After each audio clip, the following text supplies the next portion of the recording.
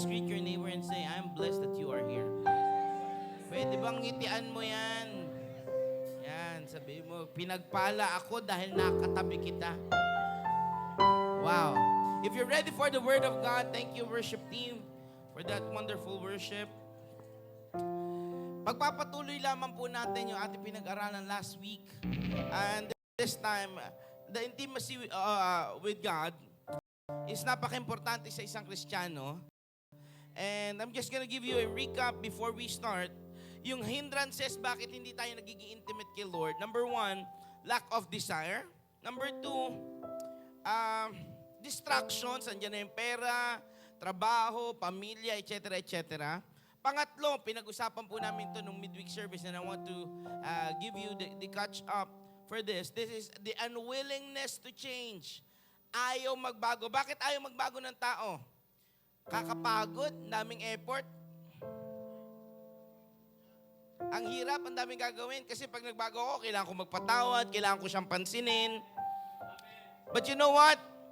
Kalakip ng kagustuhan ng Diyos na tayo lumapit sa Kanya, ang sabi niya, draw near to me and I will draw near to you and show you. At mapakitaan tayo ng Diyos ng mga dakilang bagay. Kaya wala nang bagong bagay na nangyayari sa buhay natin dahil hindi na tayo malapit sa Diyos. Yung unwillingness to change, it's yung ayaw magpaayos dahil matigas ang ulo at puso. Number 4, yung lack of daily prayer life. Wala nang panalangin. God has already answered our prayers before and now you're asking, God, why are you not moving? Because you're not praying anymore. So keep praying. And from there, pagpatuloy natin yung bagay na gusto ng Diyos sa buhay natin. Ready na kayo? If you're ready, just close your eyes. We're gonna pray, Lord, right now, whatever we are having trouble with in our minds, in our hearts, the burdens that is in our shoulders right now, please remove it. We ask, Lord, that you help us. And Lord, as we hear your word, pwede ba, Panginoon, marinig namin ang pangungusap mo? At Lord, ito'y magre-resulta ng pagbabago sa amin. Patuloy kang maluwalhati, maitaas. Tago mo ako sa iyong likuran at ikaw maparangalan. Sa pangalan ni Jesus, ang lahat na anak ng Diyos magsabi ng Amen. Amen. We can all be seated in the presence of God. Dalawa lang to na mabilis, kaya be ready. Lahat ng handa na, say Amen. Alright. Isa sa mga bagay bakit gusto tayo ng Diyos kasama niya, intimate sa Kanya, isang dahilan, dahil gusto Kanyang pagpalain. Maraming Kristiyano, pinagpapala, pero hindi lahat ng pagpapala galing sa Diyos. May mga pagpapala na ang dahilan, kaya pinagpapala ka kasi yung pagpapalang tinatanggap mo, kala mo blessing talaga, pero yun yung dahilan para lalo ka mapalayo kay Lord.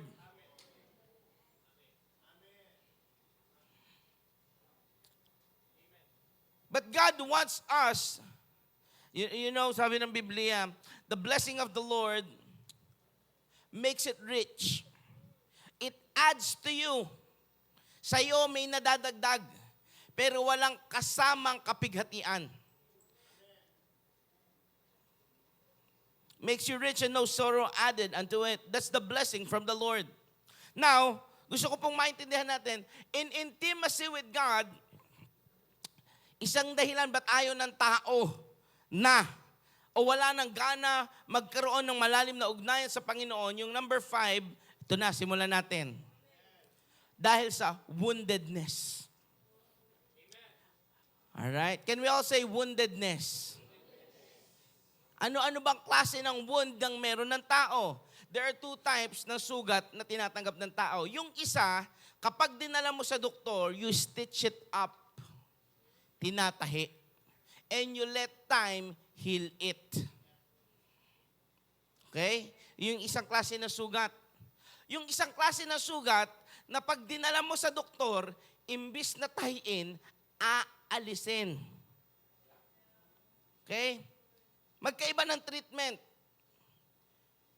Yung tinatahi, yung sugat na malalim, hiwa. Pero kapag ang sugat mo po'y sunog, tinatanggal yung balat. Sino dito nakakaalam nun? Tinatanggal yung balat para magkaroon ng bago. At ayun na sinabi na salita ng Diyos, kasi alam niyo po yung sugat na iyon, tumitigas iyon eh. Hindi nagiging parang flesh, kundi nagiging kalos, nagiging kalyo, nagiging scar. Kaya tinatanggal yun para maging pantay ulit. Kaya yun ang sinasabi pala ng Biblia, that I will remove the heart of stone from you and give you a new. Bakit? Kasi ang puso ng tao nasasaktan. Ang kaluluwa ng tao wounded. Kaya wala nang gana sa Diyos. Hindi lang sa Diyos, wala nang gana sa church. Ano-anong klase? Pwede ba natin pag-usapan? Ano-anong klase ng wound meron ng tao? Isa na po dyan yung betrayal. Many Christians have been betrayed by their closest friend. You can never be betrayed with someone not close to you. Ano itatraidor sa'yo nun? Katang isip. Gawa-gawa. Pero ang kayang trumaidor lang sa iyo o yung mararamdaman mo parang tinalikuran ka ay yung taong pinakamalalapit sa iyo. Papasok agad sa ating isipan kung nakikilala niyo po si Joseph the Dreamer. He has brothers sa buhay niya. Nakala niya he was so confident in them. He told them his dream, not to brag, but to say, I will be with you. Sinabi niya yung kanyang panaginip, hindi para ipagmayabang, kundi para sabihin, alam nyo, kaya ako to sinabi sa inyo kasi gusto ko yung isama sa bagay na iyan. Whether they like it or not, it happened. Kaya niya nga nasabi in Genesis chapter 50, you meant it to harm me. But God meant it for good. Kung narinig niyo yung salita na yun, hindi yun para sa atin lahat. Para yun sa ginawa ng kaaway ng betrayal, pero ang Diyos, tinakda ito para pagpalain ka pa din. Woo! Palakpakan natin malakas si Lord. There are types of betrayal na natatanggap ng tao. Word betrayal. Kagaya na sino dito nakarinig na punta ka sa church namin, be-bless ka doon ni Lord. Gagaling ka. Hindi na bless. Hindi pinagpala, hindi na bago ang buhay, nagkasunog-sunog pa, nagkaroon pa ng sakit, lumala pa, naghiwalay pa sila ng family. Betrayal ang mararamdaman. And today, I want to say sorry sa lahat na nakarinig ng betrayal in words. In the church, hindi po yun ang pangako ng Diyos sa atin. Kalakip yun ng pagsunod sa Kanya. Ibig sabihin, it is a benefit. Kalakip lang yun ng pagbabago natin. Pero ang gusto ng Diyos, pag dumating ka dito, baguhin tayo. He wants us to transform us, not just to correct us. If God is in the business of correction, no one would listen because we are always correct in our own ways. Bias tayo kapag sa sarili natin . Lagi tayong tama . Pag hindi mo tinanggap yan, di tama ka. Sa lahat na nakaintindi nun, praise the Lord. Sa hindi po, bigyan tayo ng insight ni Lord. Betrayal in words. Sinabi sa iyo, punta ka dyan, ayusin. At hindi nangyari, nasasaktan ng tao. Iba pang klase ng betrayal, you gave your heart to someone, your full-pledged loyalty. And then one day, nakita mo, binaliwala ka lang. Sino yung mga nakaranas ng ganyan? Wow! I'm very sorry if you have experienced those things. Whether it came from your pastor, sa amin, mag-asawa, o sa akin po, patawad po. Hindi ko ninais iyan. Kung galing naman po at naranasan niya galing sa church, hindi po ninais ng simbahan iyan. Nawa ngayong umaga magkaroon tayo ng kalayaan sa lahat ng bagay. Walang tunay na masaya hanggat ang sugat nahahawakan niya pa.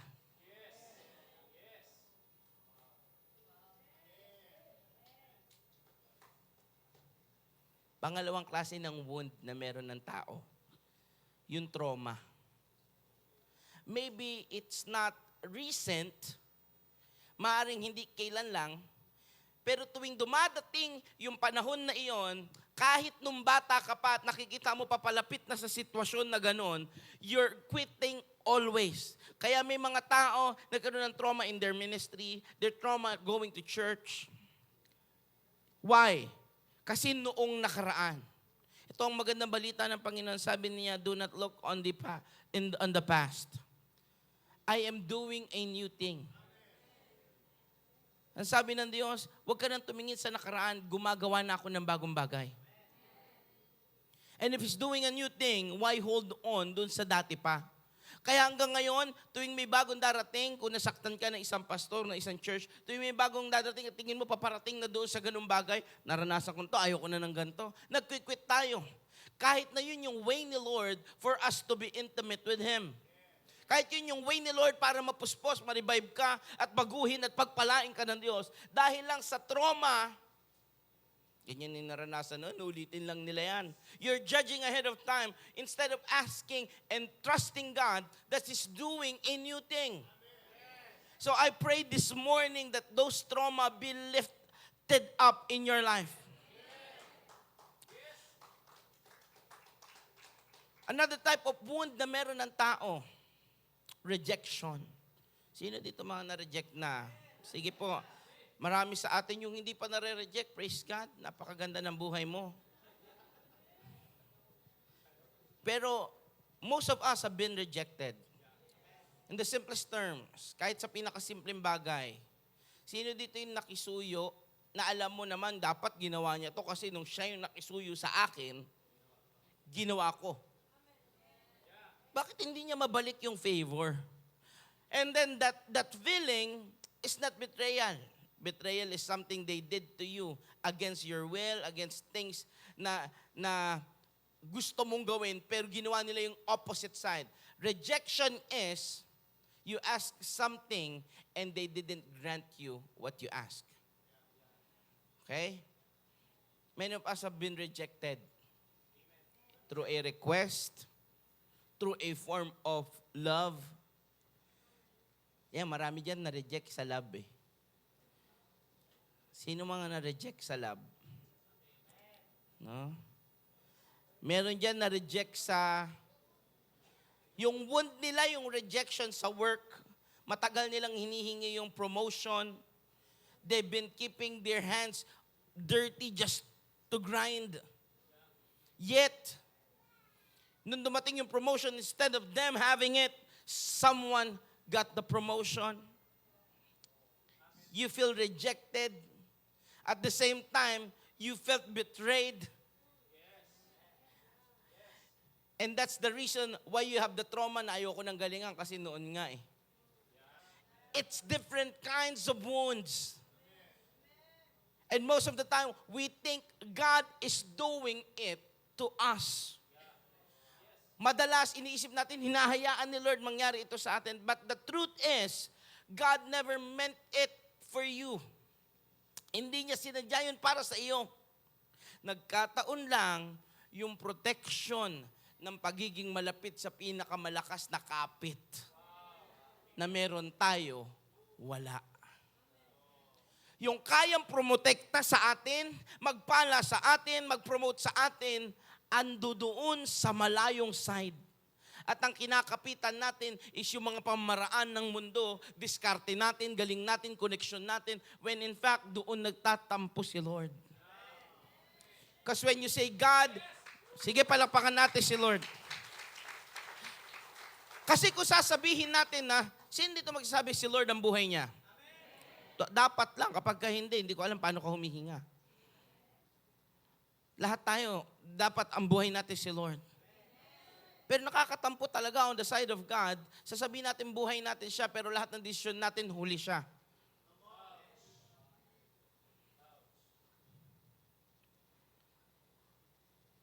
Last kind of wound na pag-usapan natin, yung loss.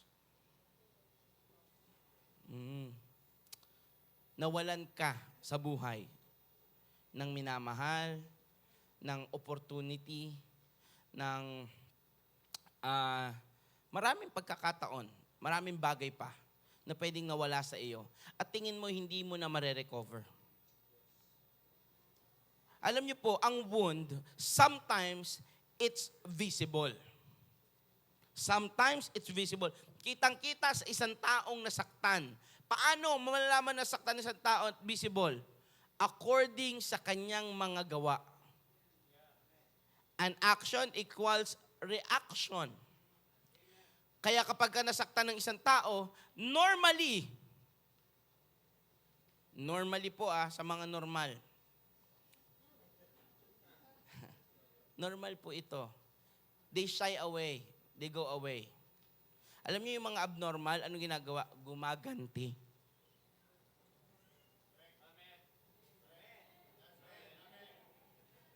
Yun ang abnormal. Ang isang tao nasaktan ka sa apoy. Pakinggan niyo po mabuti. Nasaktan kami, nag-aapoy. Nasaktan ka, napaso ako. Lalayo ka, yun ang normal. Tingnan niyo, paano naging abnormal? May apoy. Nasaktan ka,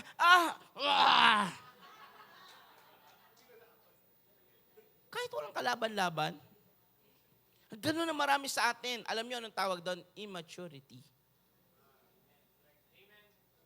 Woundedness cause you to be immature.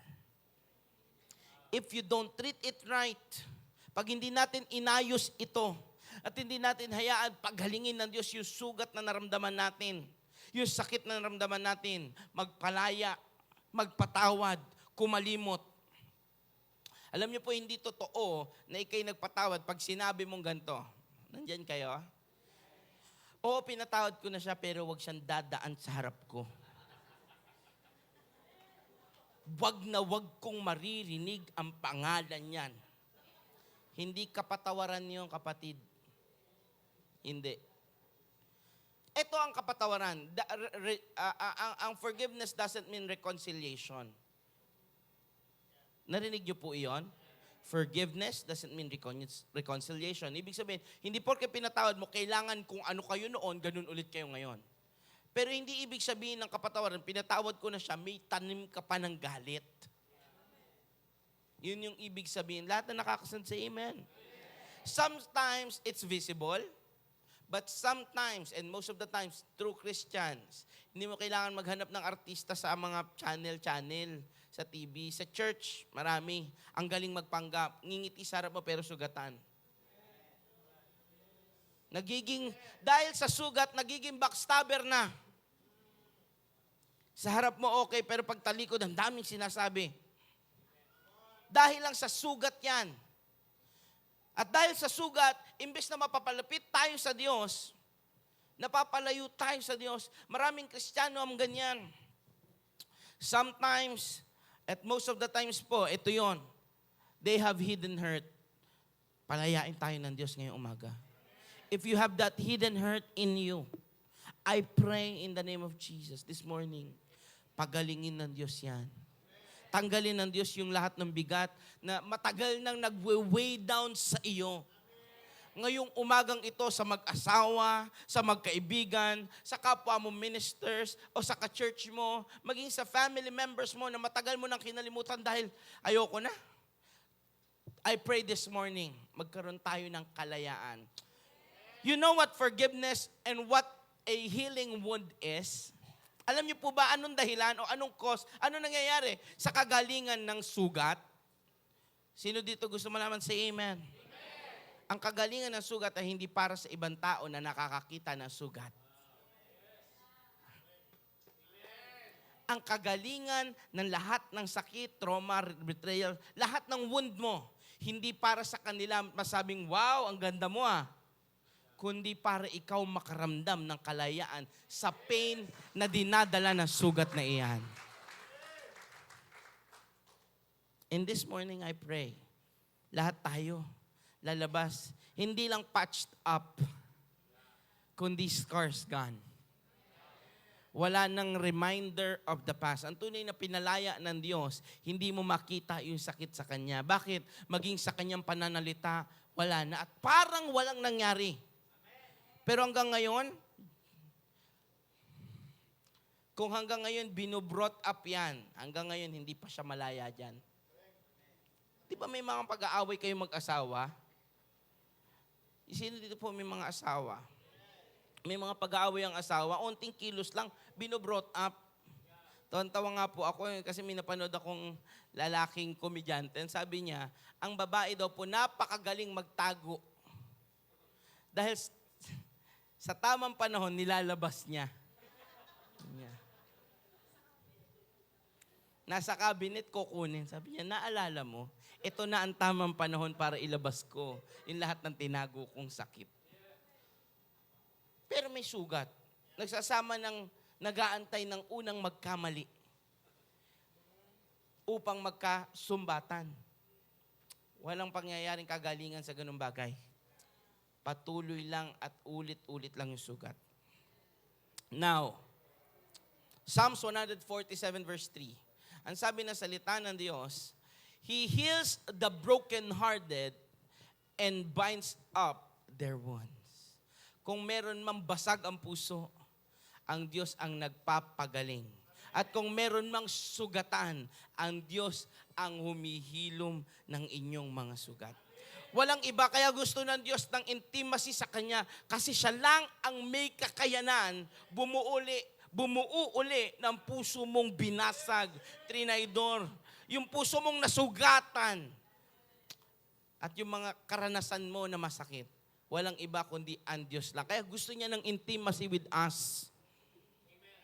Now, the question is, do you really want to be intimate with God? See, if wounded, admit that you are hurting. If wounded, admit that you are hurting. May mga taong magaling magpanggap. Alam niyo po, I'm gonna give this example. Pinalaki ako na kapag nadapa ka, tumayo ka dyan. Sino dito yung mga pinalaking ganon? Alam niyo po, yung aking anak, si Jesse, hindi si Ella masyadong spoiled sa tita niya eh. Si Jesse, kapag tumayo at umiiyak, bawal yun umiyak sa harap ko. Ang usapan po namin, pag kasalanan mo, yung dahilan ba't ka nasaktan, bawal ka magreklamo.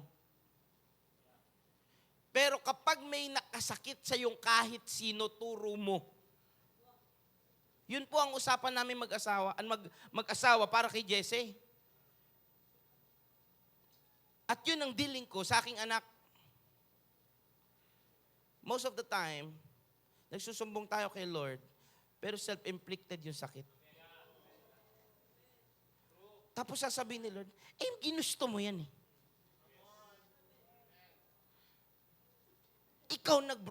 Ikaw naglagay sa buhay mo niyan eh. Tapos ako hihingan mo ng tulong. Pero isipin mo, kung ako po ganun sa aking anak, ang Diyos natin ganun sa atin. Madalas sinasaktan lang natin ang sarili natin. Tapos nagsusumbog tayo, naghihingi tayo ng comfort kay Lord, ng healing kay Lord. Pero ang totoo, sasabihin ni Lord sa atin, ginusto mo yan eh. Sana hindi mo ginawa. Sana hindi mo pinasok. Di ba binigyan kita ng sign? Binigyan kita ng warning?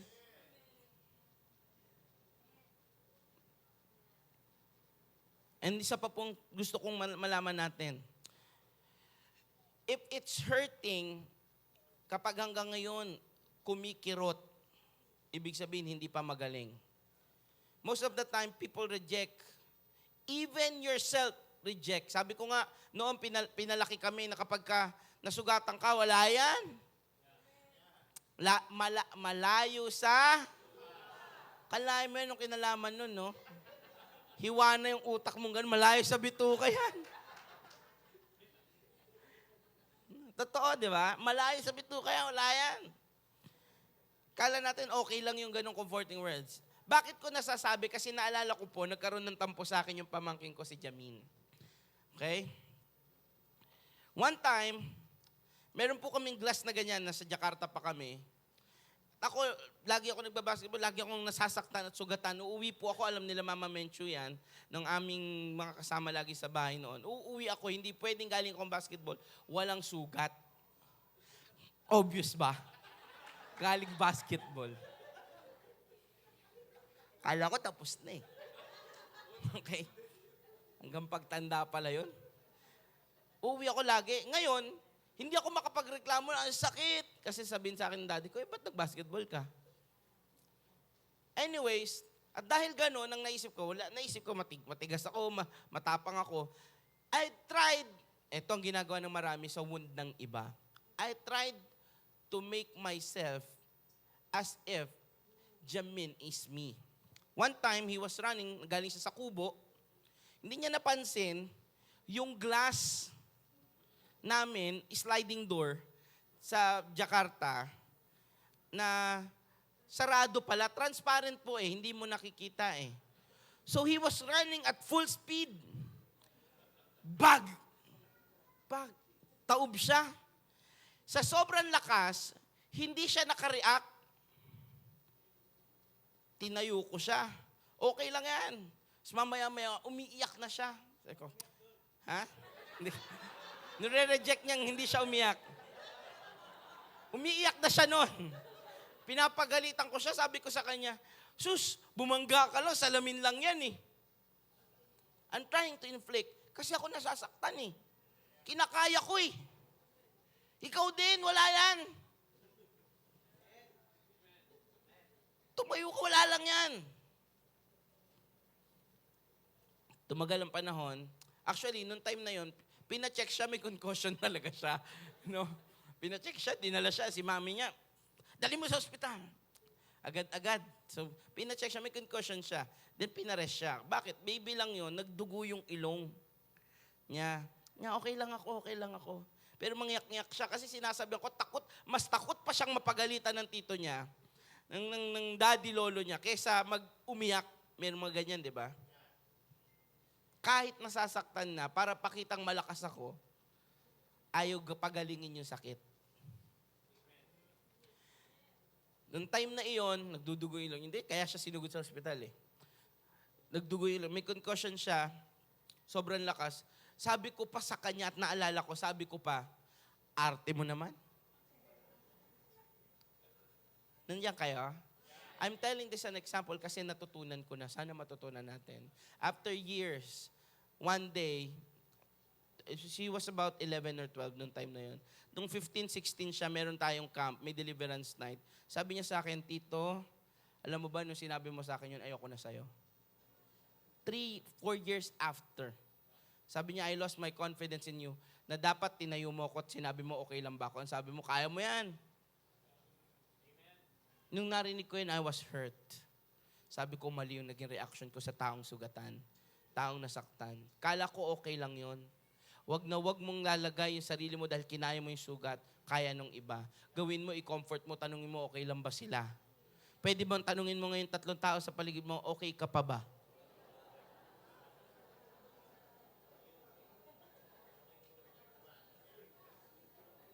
At that time, he was saying, masakit.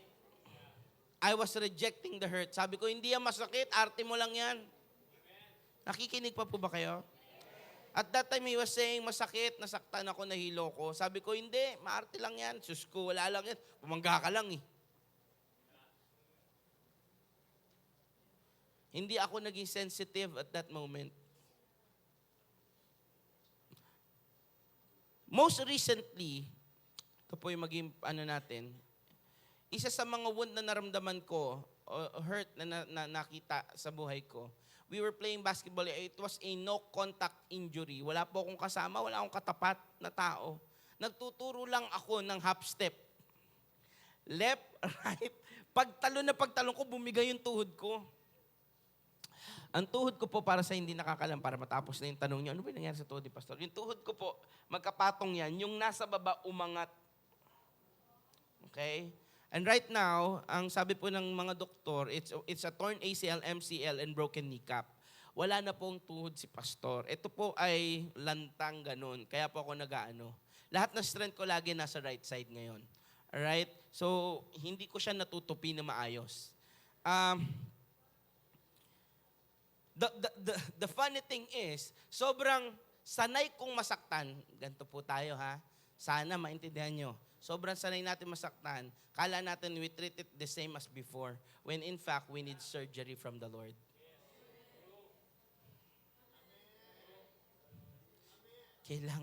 Kailangan ng buksan yung puso natin. Kailangan ng i-surgery yung soul natin ni Lord. Masyado nang matindi yung sugat. Alam niyo po, sabi ko sa kanila, tinakbo ko ni Brother Dave at sa kanila, ni JM no? Kayo ba yung nandoon? Tama. Dapat nandun kayo. Pastoral kayo, tas wala kayo dun. So, tinakbo nila ako sa nila, Pastor, okay ka lang? Ako, isip ko, may injury ako, pero okay lang ako. Sanay ako masaktan eh. Okay lang ako. Papahinga lang, wait lang. Sabi ko, sakit, huwag nyo lang galawin. Nagpatayo ko, sabi ko, tatry ko nga ilakad. Nilakad ko pa. Yung ginagawa ko pong lakad ngayon. Trinay ko pang ilakad. Alam niyo, unang bulong sa akin, pagpag mo lang, pastor. Natawa ka. Magpapa-obvious ka na yun, ikaw yung nagsasabi nun. Sinampol pa ni brother, dahil sa niya, pastor, pagpag mo. Pagpag.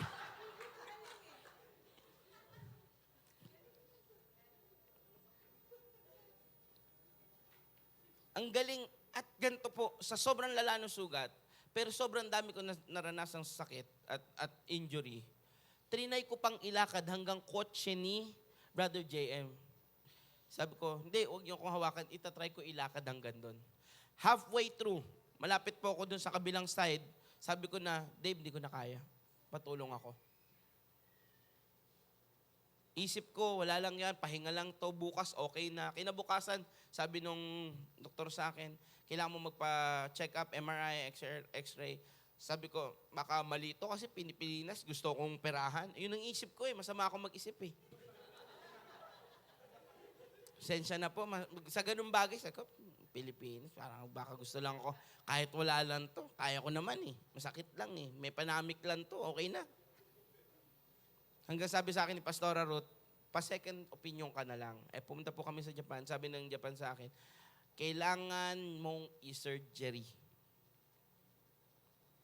Kahit sanay ka na dyan sa sugat na nararanasan mo, sa wound na naranasan mo sa buhay mo, hindi pwedeng okay lang yan. Gamutan mo lang muna ng kain, gamutan mo lang muna ng labas tayo, kailangan ko lang muna mag-unwind. Ang katotohanan, yung wound na iyan, kailangan mo ng surgery from the Lord. Kailangan mo ibigay yung puso mo, yung kaluluwa mo. Lord, pwede ba? Baguhin mo to, ayusin mo. Lahat ng sugat, lahat ng sakit, Lord, remove it and give me a new heart. The problem, kaya wala na tayong intimacy kay Lord kasi masyado tayong sugatan. Now, forgive. Ngayong araw na ito. Yes, it may be hard, but it's not for them. It's for you. Holding to unforgiveness prolongs unhealed wounds. It is for you, not for others. Pag di ka nagpatawad, minsan yung nakasakit sa'yo, hindi niya alam na saktan ka niya Habang ikaw malungkot, nagagalit, nagtatampo, hindi makakain, naiinis. Siya tawa ng tawa, ang saya. Lugi ka. Talong-talo ka. Kaya imbis na gawin mo sa sarili mo yan, ngayong umagang ito, magpa-surgery tayo kay Lord. Magpatawad tayo. Tanggalin natin yung mga wounds. Bakit? Through that, God will be with us. Last, number 6. May natututunan po ba tayo? Pwede man palakpakan muna natin si Lord. So ngayong umaga may challenge tayo. Magpatawad tayo ngayon. Palayain natin ang sarili natin. It is for us. Yung mga inisip mo. Can I just add one more? Minsan, ito po ang katotohanan. Nasasaktan ka in your way na ginagawa dun sa sakit, hindi nga inflicted ng iba, inflicted mo through what? Through comparison. Napakasakit na sugat ng comparison kasi you will feel like you will never be enough. Comparison ng sahod yung mag-asawa. Comparison ng galing ng yung katrabaho at ikaw.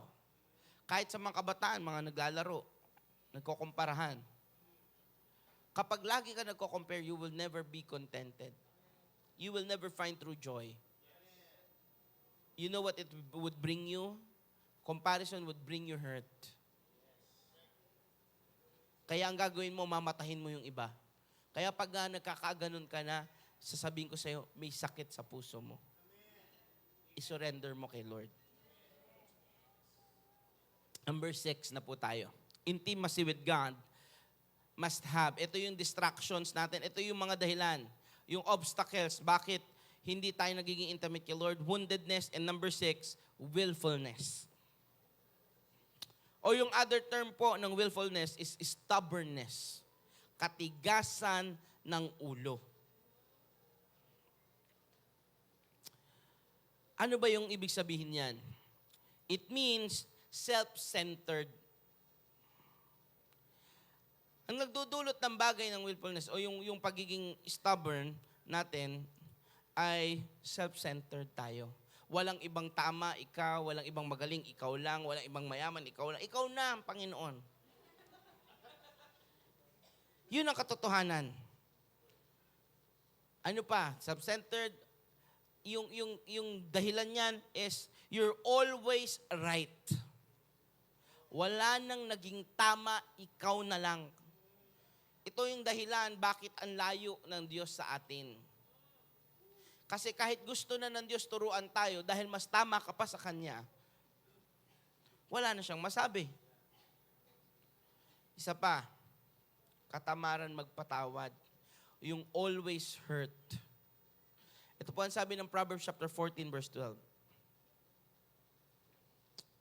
Proverbs 14 verse 12, there is a way that seems right to a man, but its end is the way to death. Sa ibang translation, to destruction. Kapahamakan at kamatayan ang dulot ng tingin ng taong siya yung tama. O yung dapat sa kanya lahat nagre-revolve.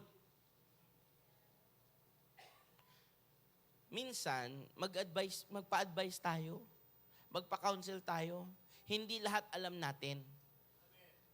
Hindi po lahat alam natin. Alam niyo po, maraming bagay lagi kong tinatanong.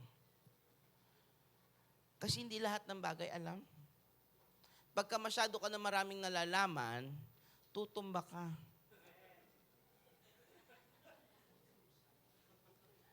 Masyado ka na maraming nalalaman. Bumabagsak ang tao dahil sa kamalian niya, na tingin niya tama. Alright? Alam niyo po, ang kabaliktaran ng willfulness is willingness. Ibig sabihin, dapat may kusa ka. Ang gusto ng Diyos, ito kaya pala malayo ang Diyos sa atin, ito yung isang obstacle, willfulness, sarili lang natin. Ang gusto pala ng Diyos, hindi sarili lang natin, kundi siya kasama natin. Amen.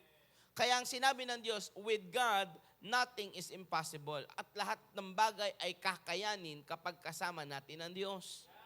Pero hindi sinabing kaya mo ang lahat. Mag-isa. Hello? Basahin nga po natin yung Proverbs chapter 8, verse 32 to 35. And now, O sons, listen to me. Blessed are those who keep my ways. Hear instruction and be wise, and do not neglect it. Blessed is the one who listens to me, watching daily at my gates, waiting beside my doors. For whoever finds me finds a life and obtains favor from the Lord. Ang ganda na salita ng Diyos. Kailangan natin ng intimacy kay Lord. Bakit? Kasi may pabor, may pagpapala, may pag-iingat, may kagalingan kapag nasa Kanya. Iba ang pabor kapag malapit tayo sa Diyos. Now, what will happen if we have intimacy with God? We will experience strength in hard times. Meron tayong kalakasan sa oras ng kahinaan. Psalms 138 verse 7, basahin natin. Though I walk in the midst of trouble, you preserve my life. You stretch out your hand against the wrath of my enemies, and your right hand delivers me. Kapag na kay Lord tayo, ano daw? Merong kalakasan sa oras ng kahinaan. Ano pa? Kapag na kay Lord tayo, sabi ng Ephesians 2:10, we live out our unique purpose. Nabubuhay natin, nabubuhay natin yung gustong buhay ng Diyos para sa atin. Natuturuan niya anong dapat sa atin. We live out our unique purpose. Ano sabi ng Ephesians chapter 2, verse 10? Basahin natin. Ito ang sabi ng salita ng Diyos, kung ano tayo ngayon ay gawa ng Diyos. At sa pakikipag-isa natin kay Kristo Jesus, ay nilikha niya tayo para sa mabubuting gawa na hinanda niya noong una pa mang upang gawin natin. Kaya kapag malapit tayo sa Diyos, nagagawa natin yung gusto ng Diyos sa buhay natin. Alam niyo po, ang kagustuhan ng Diyos sa atin, never kang ipapahamak. Sabi mo sa kanila mo, never ka ipapahamak. Ano pa ba ang mangyayari pag may intimacy tayo kay Lord? We are transformed to be more like Jesus. 2 Corinthians chapter 3, verse 17 to 18. Andiyan yan. Ito ang sabi ng salita ng Diyos. Ang Panginoong binabanggit dito ay ang Espiritu, at kung nasaan ang Espiritu ng Panginoon ay merong kalayaan. May kalayaan daw sa Espiritu ng Diyos.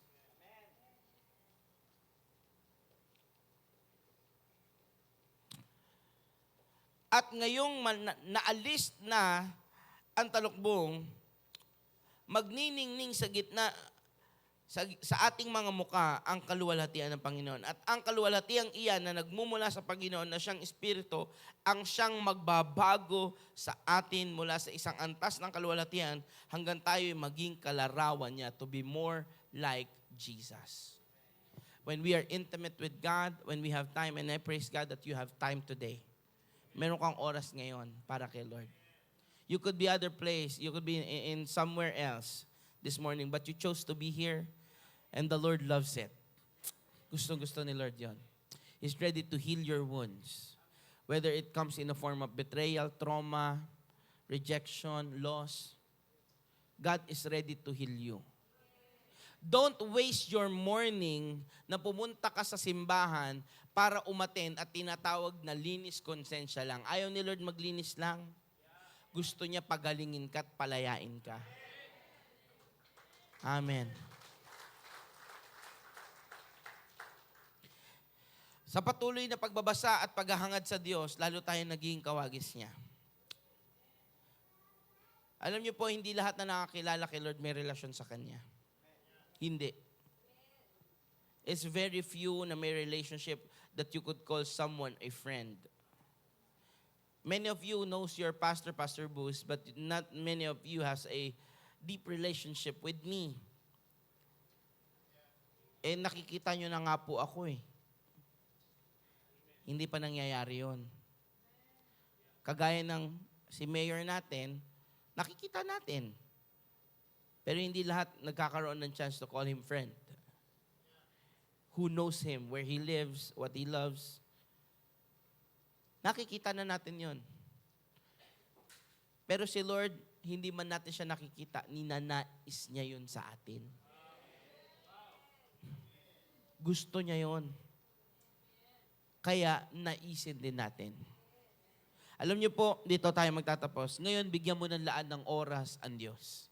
Di gusto ni Lord ng trabaho ka lang ng trabaho o ministry ka lang ng ministry. Hindi rin gusto ni Lord mabait ka lang.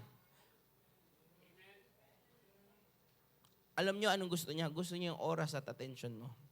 Gusto niya yung nahag ka niya, nakakasama ka niya maglakad, yung naririnig mo siya. Gusto niya hindi yung oras mo lang paglinggo. Kasi kung oras lang nang binigay mo, pwedeng nandito ka pero ang isipan mo nasa malayo. Ang gusto niya yung buong ikaw. Ngayong umaga, let's be intimate with God. Tayong lahat ay tumayo. Malakas na palakpak sa Panginoon.